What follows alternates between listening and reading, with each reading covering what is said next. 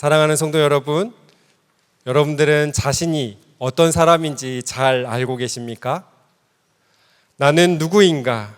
라는 이 질문은요, 단순한 철학적인 사색이 아니라 우리가 매일매일 살아가는 그 현실에서 우리의 삶의 방향과 태도를 결정짓게 하는 아주 중요한 질문이 됩니다. 사람들은 외모, 재산, 직업, 그리고 사회적 지위 등으로 외적인 자신의 조건들을 이용해서 자기를 정의하고자 합니다.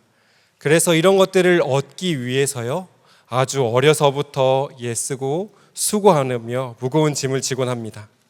하지만 우리가 아주 잘 알고 있는 것처럼요, 이런 것들은 언제든지 변할 수 있고 또 한순간에 무너지기도 합니다.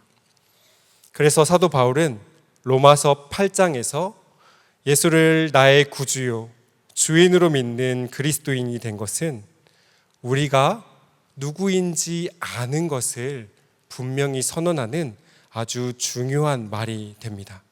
그것은 바로 우리가 하나님의 자녀다라고 말하고 있다라는 것입니다. 이것은요, 절대로 변하지 않는 하나님의 은혜로 주어지는 아주 소중한 선물임을 우리는 분명히 기억해야 합니다. 우리가 오늘 함께 읽은 로마서 8장 12절부터 17절까지의 말씀은요, 이 진리를 우리의 마음에, 우리의 가슴에 다시 한번 되새기게 합니다. 바울은 하나님께서 우리에게 어떻게 다가오셨는지, 우리의 삶을 어떻게 변화시키는지, 그리고 그 사랑 안에서 우리가 어떠한 존재가 되었는지를 아주 선명히 보여주고자 합니다. 오늘 이 말씀을 통해서 우리가 받은 하나님의 사랑이 얼마나 위대한지를 확인하고 그 사랑에 응답받는 우리의 삶의 결단을 내리는 시간이 되기를 소망합니다. 여러분, 그러면 우리는 누구입니까? 먼저는 빚진 자입니다. 우리는 모두가 빚진 자입니다. 12절의 말씀을 함께 한 번 더 읽어보겠습니다. 12절입니다. 그러므로 형제들아, 우리가 빚진 자로 돼 육신에게 져서 육신대로 살 것이 아니니라. 12절은요, 우리가 빚진 자라고 이야기를 하고 있습니다. 오페일레테스라는 이 헬라어 단어는요, 구약에서는 단 한 번도 사용되지 않은 단어입니다. 신약에서만 사용되는데요, 하나님과의 관계 안에서 죄인을 말할 때 사용되곤 했습니다. 그러니까 여기서 빚진 자라는 이 단어는요, 어떤 도덕적인 의무만 해결하면 되는 사람들을 말하는 것이 아니라요, 죄인인 우리가 십자가 구원의 은혜에 빚을 지게 되었기 때문에 하나님께 속한 자, 하나님께 매인자가 되었다라고 사용하고 있다라는 것입니다. 여러분, 그렇다면 이런 빚진 자들은 어떻게 살아야 합니까? 오늘 우리가 읽은 이 성경에서는요, 육신에게 져서 육신대로 살지 말라라고 이야기하고 있습니다. 그런데 성도 여러분, 이게 우리의 삶에서 잘 이루어집니까? 절대 그러지 않는 것 같습니다. 우리는요, 종종, 그리고 또 아주 자주요, 우리의 몸이 원하는 대로, 욕망이 이끄는 대로 살아갈 때가 굉장히 많습니다. 믿는 자들이 성령 안에서 산다고 해가지고요, 죄와 죽음으로부터 완전히 자유롭게 된 것은 절대 아니기 때문입니다. 우리는 여전히 죄를 짓고 있고요, 우리는 결국 죽음을 맞이하게 될 것입니다. 그렇다면 우리에게는 방법이 없는 것입니까? 13절은 이렇게 이야기하고 있습니다. 함께 읽겠습니다. 너희가 육신대로 살면 반드시 죽을 것이로되 영으로서 몸의 행실을 죽이면 살리리. 13절은 지금 여기에 대한 해결책을 분명히 말하고 있습니다. 여러분, 우리는 다 그리스도의 영을 받았습니다. 그래서 그리스도인이 되었습니다. 더는 죄와 죽음의 권세 아래 있지 않게 된 사람들입니다. 그러나 여전히 우리는 우리 몸의 속량을 기다리며 살아가는 존재들입니다. 그래서 우리는 이미와 아직 사이에서 살아가는 존재들이라는 사실을 우리는 많이 듣곤 했습니다. 우리는 그 과정에서요, 구원을 우리의 노력, 때로는 우리의 열심으로 성취하려고 할 때가 아주 많습니다. 신앙생활을 오래 하면 오래 할수록요, 이러한 노력들은 더 많이 이루어집니다. 내가 하나님 앞에 조금 더 바른 존재가 되고자, 하나님 앞에 올바른 사람이 되고자 우리의 열심으로 그것들을 얻고자 할 때가 굉장히 많이 있습니다. 하지만 우리의 노력은요, 결국 우리를 율법주의로 빠져들게 하고 그 결과 우리를 죽게 만들 것입니다. 이 13절의 말씀은요, 우리가 육신의 행실을 죽여서, 그래서 우리가 하나님께로 더 가까이 가면 우리가 살고, 우리가 육신의 행실을 만족시켜서 그래서 하나님의 반대쪽으로 가면 우리가 죽는다라고 말하는 구절이 아닙니다. 그보다는 하나님께 속한 존재가 되어서 성령의 임재를 소유한 사람, 그러니까 전혀 다른 새로운 생명의 방식으로 살아가도록 우리를 초대하고 있는 말씀이라는 것입니다. 십자가의 은혜에 빚을 진 사람들은요, 하나님께 속한 자가 되었습니다. 하나님께 구원의 빚을 졌기 때문에 우리는 어쩔 수 없이 하나님의 사람이 된 것입니다. 그 사랑은요, 성령을 통해서 우리 안에서 역사하시면서 우리를 거룩한 하나님의 형상으로 빚어가신다라는 것입니다. 여기에 인간의 노력이 개입할 곳은 단 한 군데도 없습니다. 그래서 우리가 실수하고 넘어질 때에도요, 성령의 빚을 진 자임을 우리가 기억할 때 하나님께서는 우리의 실수마저도, 우리의 넘어짐마저도 사용하셔서 우리를 더 깊은 믿음의 사람으로 다듬어 가신다고 말씀하고 있는 것입니다. 그렇게 하나님은 우리를 다듬고 하나님은 우리를 변화시키며 우리를 성장시켜 가십니다. 사랑하는 성도 여러분, 우리는 지금 어떤 과정을 지나고 있습니까? 여러분들 구원의 빚을 진 사람들입니까? 그래서 우리가 새로운 존재가 되었지만 여전히 고난과 인내의 시간 속에서 어렵게 하나님께 나아가고 있습니까? 아니면 우리의 노력으로 구원을 얻고자 아직도 달려가는 존재는 아닙니까? 그 안에서 성령을 통해 우리를 빚어가시는 하나님의 사랑을 마주하시기를 부탁드립니다. 하나님의 사랑은 절대로 포기하지 않습니다. 그래서 부족하고 넘어지지만 우리를 분명히 완성시켜 가실 것입니다. 그래서 우리를 살게 하실 그런 하나님이심을 기억하고 오늘도 우리가 빚진 자 되었음을 감사함으로 고백하는 성도 되시기를 부탁드립니다. 여러분, 우리는 누구입니까? 두 번째로요, 우리는 바로 하나님의 양자라는 것입니다. 여러분, 14절의 말씀을 함께 읽어보겠습니다. 14절의 말씀입니다. 무릇 하나님의 영으로 인도함을 받은 사람은 곧 하나님의 아들이라. 바울은요, 여기서 하나님의 영으로 인도를 받는 그 사람이 바로 하나님의 자녀다라고 말을 하고 있다라는 것입니다. 단순히 믿는다는 개념보다는요, 하나님의 영으로 인도함을 받는 자에 대한 강조를 분명히 선포하고 있습니다. 여기서 인도함을 받는다라는 헬라어 아고는요, 단순하게 방향을 제시하는 것을 말하는 것이 아닙니다. 친밀한 관계 안에서 함께 데리고 함께 걸어간다라는 의미를 가진 단어입니다. 저에게는 5살과 7살 된 딸들이 있습니다. 저희 아이들을 풀어놓으면요, 정말 여기가 어딘지도 모르는데 사방으로 달려다닙니다. 그러면 제가 저 멀리서 그쪽으로 가면 안 돼, 저쪽으로 가야 돼 라고 이야기하지 않아요. 왜냐하면 제가 너무나도 사랑하고 아끼는 제 자녀들이기 때문이에요. 그래서 저희 딸들에게 뛰어가서 저희 딸들의 손을 꼭 잡고 그 길을 함께 걸어갑니다. 여러분, 그렇습니다. 오늘 말씀 14절 말씀에서 우리를 곧 하나님의 아들이라고 말하고 있습니다. 하나님께서는 우리를 자녀 삼으셨어요. 하나님의 자녀가 된 우리는요, 성령의 인도하심을 통해 매일매일을 살아가게 되어 있습니다. 여러분, 오늘 하루를 살아가는 이 모든 순간에도요, 모든 것이 성령의 인도하심과 성령의 개입을 통해서 살아가게 된다라는 것입니다.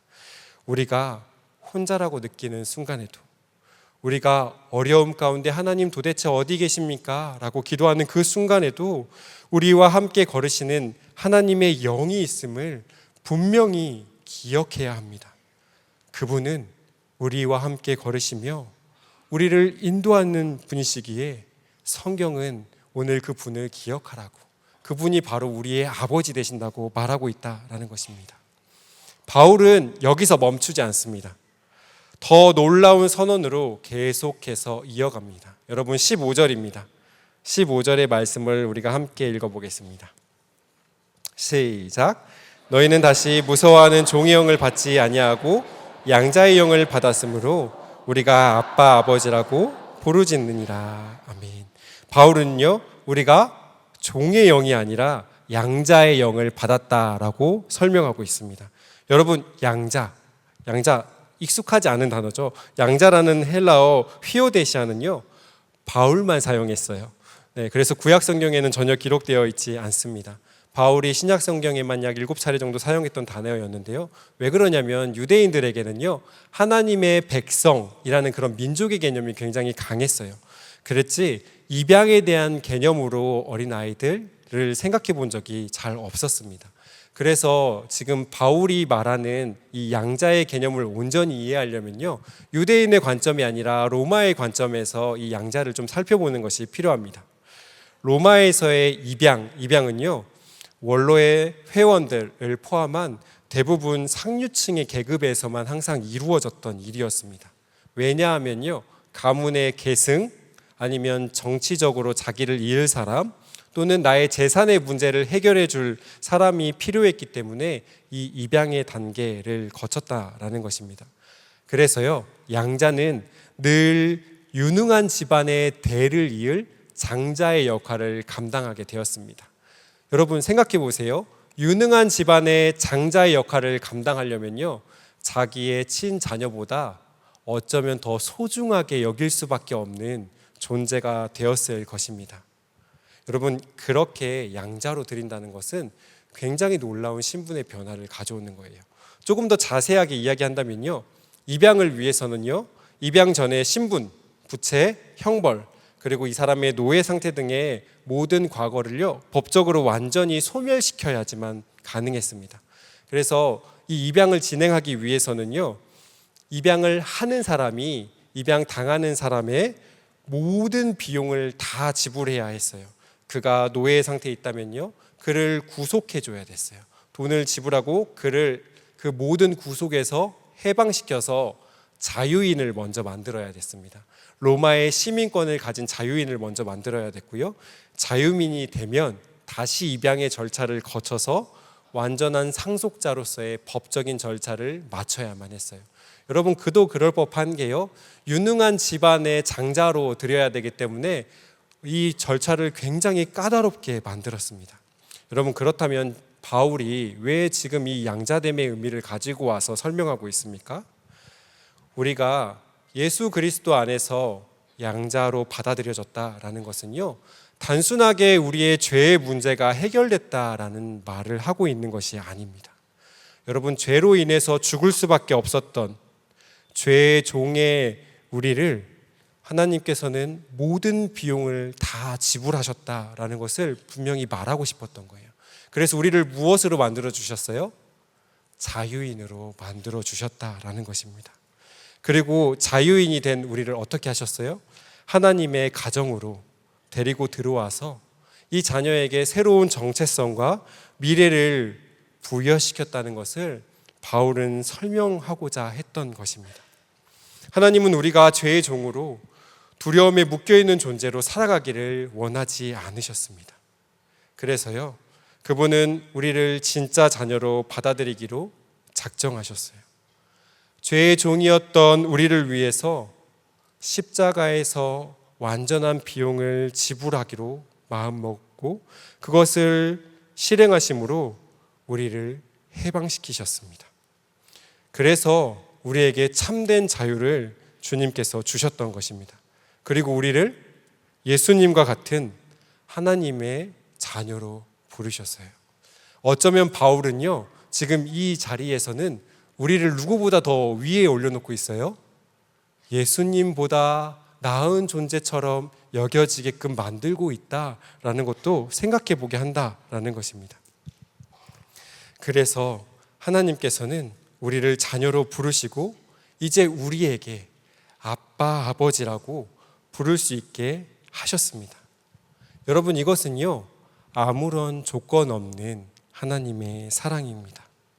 우리가 잘해서가 아니라 하나님께서 우리를 사랑하시기로 작정하셨기 때문에 하나님께서 먼저 모든 대가를 지불하시고 우리를 양자로 삼으셨습니다. 우리는 때때로 이것을 오해하곤 해요. 그래서 우리가 믿음을 가지면 우리가 하나님의 자녀가 된다라고 생각하곤 합니다. 하지만 이것은 분명히 하나님께서 행해 주셔야지만 시작이 가능한 일임을 기억해야 할 필요가 있습니다. 그래서 세상에서 거절당한 사람들, 실패당한 자들, 희망이 없는 자들, 상처받은 자들을 향해, 그리고 나 같은 미천한 자들을 향해 하나님은 오늘도 너는 내 아들이다, 너는 내 딸이다 라고 말씀하고 있다는 것입니다. 여러분, 그러니 이제 우리는 예수님처럼 살아야 합니다. 하나님의 자녀답게 오늘도 주님 손 꼭 붙들고 주님 걸어가시는 그 길을 따라 함께 걷는 주님의 자녀들이 되시기를 부탁드립니다. 여러분, 우리는 누구입니까? 마지막으로 성경은 우리는 바로 하나님의 상속자다라고 말하고 있습니다. 우리는 하나님의 상속자들입니다. 여러분, 바울은요, 이제 우리가 양자의 영을 받은 그 사실에서 한 번 더 나아가 성령께서 우리 안에 내주하시며 우리의 영과 함께 하나님의 자녀임을 증언하신다라고 말하고 있다라는 것입니다. 16절의 말씀 한번 읽어보겠습니다. 16절입니다. 시작. 성령이 친히 우리의 영과 더불어 우리가 하나님의 자녀인 것을 증언하시나니. 네. 신명기 19장 15절에 보면요, 두 증인의 입으로 사건을 확정하라라고 말하는 성경 말씀이 있습니다. 이것은요, 두 증인의 중요성에 관해서 율법이 말하고 있다라는 거예요. 그러니까 법정에서 어떤 것을 판결하기 위해서는 증인이 꼭 2명이 필요하다라는 것을 율법으로 정해 놓았다라고 말하는 것입니다. 하지만 바울은요, 이 법조문의 형식을 가진 로마서를 작성할 때, 특별히 이 부분을 작성할 때는요, 사람과는 비교도 되지 않는 두 영이 바로 증인이 되어주신다라고 말하고 있다라는 거예요. 어떤 증인이 되어주신다고요? 바로 우리가 하나님의 자녀다라는 이것의 증인이 되어주신다라고 말하고 있다라는 것입니다. 여러분, 우리는요, 때때로 변화되지 않은 우리의 모습을 바라보면서 우리가 정말 하나님의 자녀인지 아닌지를 의심합니다. 하지만 성령님께서는요, 우리의 모습에 상관없이 오늘도 우리가 하나님의 자녀다라는 사실을 증언해주고 계십니다. 왜냐하면 성령은 우리가 우리에게서 눈을 돌려 우리를 자녀 삼으신 하나님에게 집중하기를 원하시기 때문이에요. 이 두 영의 증언은요, 내면의 확신으로만 그치지 않고 우리가 삶 속에서 하나님의 자녀로 살아갈 수 있도록 힘을 주시는 하나님의 역사하시는 사건임을 우리는 분명히 받아들여야 됩니다. 여러분, 제가 저희 자녀들을 저녁마다 가르치고 있거든요. 저희 아내가 영어를 가르치고 제가 수학을 가르치고 있는데요, 가끔 저희 아이들이 따라오지 못하면 제가 화가 너무 많이 나는 거예요. 너무 많이 나가지고 이 책을 탁 덮으면서 이렇게 말해요. 너희 공부하지 마! 라고 이야기하면 아이들이 갑자기 엉엉 울기 시작해요. 엉엉 울면서 아니야 아빠, 내가 잘할게 라고 막 이야기를 하거든요. 네, 잘할게 라고 이야기해요. 왜요? 저희 아이들은 잘해야지만 내가 아빠로부터 사랑을 받는 존재라고 생각하고 있기 때문이에요. 여러분, 우리는요, 종종 그렇게 생각합니다. 우리가 열심히 해야지만 하나님의 자녀가 되는 것처럼요. 하지만 우리 안에 있는 우리의 영과 하나님의 성령은 그런 것과 상관없이 우리가 바로 하나님의 자녀라고 증언하고 있다라는 거예요. 그래서 저희가 그날 저희 아이가 저에게 엉엉 울면서 내가 잘할게 라고 말한 날 밤에 꼭 안아주면서 아빠는 라일이와 하일이가 자랑하는 것과 상관없이 너희를 사랑해 라고 이야기를 했었습니다. 여러분, 더 나아가서 17절은요 하나님의 자녀인 우리에게 그리스도와 함께 하나님의 상속자가 된다라고 선언하고 계십니다. 우리 17절의 말씀 함께 읽어보겠습니다. 시작. 자녀이면 또한 상속자 곧 하나님의 상속자요 그리스도와 함께한 상속자니 우리가 그와 함께 영광을 받기 위하여 고난도 함께 받아야 할 것이니라. 네. 하나님의 상속자는요 하나님께서 약속하신 것을 받는 자들입니다. 그러니까 당연히 상속자들이겠죠. 그런데 약속하신 것뿐만 아니라요 하나님도 상속받는다라는 의미를 가지고 있습니다. 때문에 이 상속이라는 것은요 하나님이 가지고 있는 그런 물질적인 것들, 어떤 특별한 것들을 이야기하는 것이 아니라 하나님 그 자신을 우리가 소유할 수 있다라는 것을 분명히 이야기하고 있다라는 거예요. 여러분, 이것은요 그 어떤 것보다도 엄청난 축복임을, 엄청난 자격임을 우리에게 바울이 설명해 주고 있는 것입니다. 죄의 노예였던 우리가요 하나님께 구원의 빚을 짐으로 말미암아 하나님의 자녀가 되었어요. 하나님께 입양받은 자녀가 되었는데 이제는 무엇이 되었습니까? 하나님의 상속자가 되었다라고 성경은 말하고 있는 것입니다. 분명한 것은요 하나님의 상속자가 되는 그 유일한 방법은요 예수님과 함께 할 때에만 가능하다는 것이에요. 예수님을 통하지 않고도 누구도 하나님의 상속자가 될 수 없다는 것을 우리는 꼭 기억해야 합니다. 그리고 성경은 이어서 이렇게 말합니다. 그와 함께 영광을 받기 위하여 고난도 함께 받아야 할 것이니라. 여러분, 우리는 하나님을 믿으면 이제는 우리의 모든 고난이 끝났다고, 그래서 우리는 앞으로 영원히 행복한 삶을 살아갈 것이다 라고 생각합니다. 그런데요 우리의 신앙의 연차가 차면 찰수록, 우리가 하나님을 더 사랑하면 사랑할수록 성경은 하나님을 상속하는 그 영광에는 고난이 따른다라고 말하고 있다라는 거예요. 예수님을 따르는 삶은 편안함만 있는 삶이 아니기 때문입니다. 왜냐하면 예수님이 우리를 위해서 편안함의 길만 걸어갔던 것이 아니기 때문이에요. 때로는 세상으로부터의 거절과 고난을 경험하게 되기도 합니다.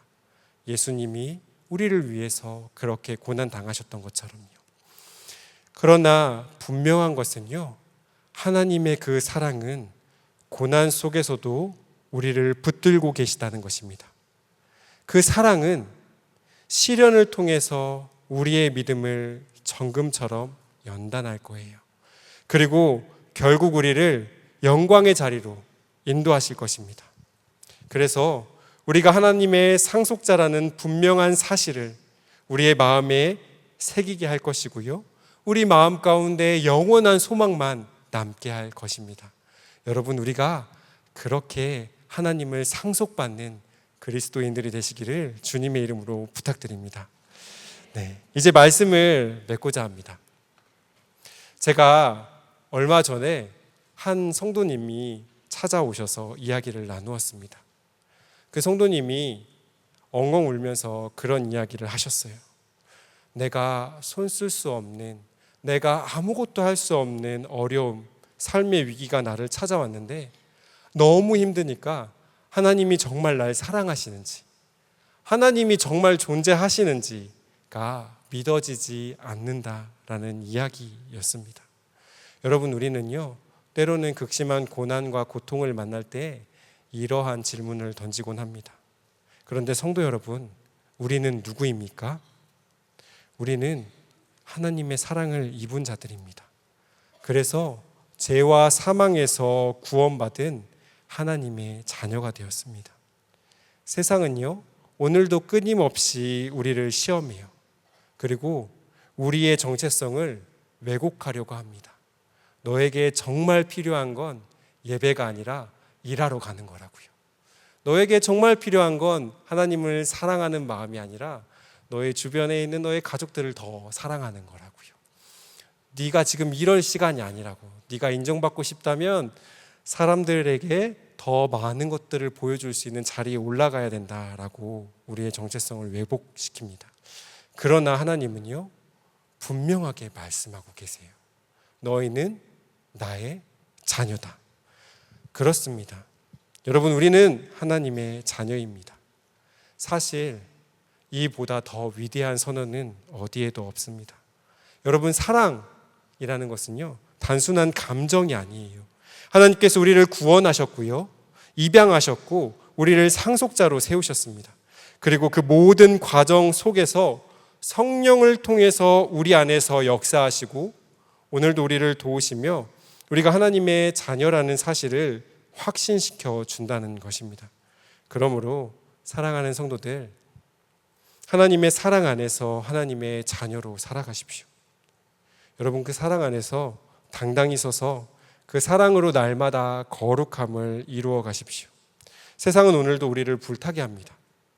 세상은 오늘도 우리를 무너뜨리려고 합니다.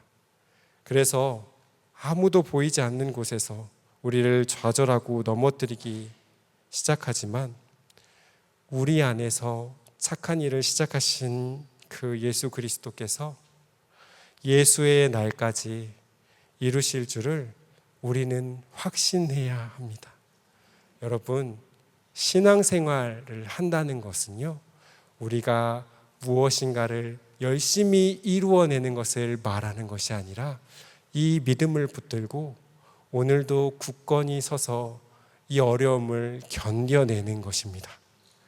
우리 안에 착한 일을 시작하신 이가 고난과 아픔 속에서 예수의 날까지 이루실 줄을 확신하며 이 놀라운 사랑에 감사하며 오늘도 우리 안에서 너는 내 자녀다 라고 말씀하시는 그 성령의 음성에 귀 기울이며 하나님의 자녀의 축복의 삶을 살아가시는 우리 지구촌의 성도 되시기를 주님의 이름으로 부탁드립니다.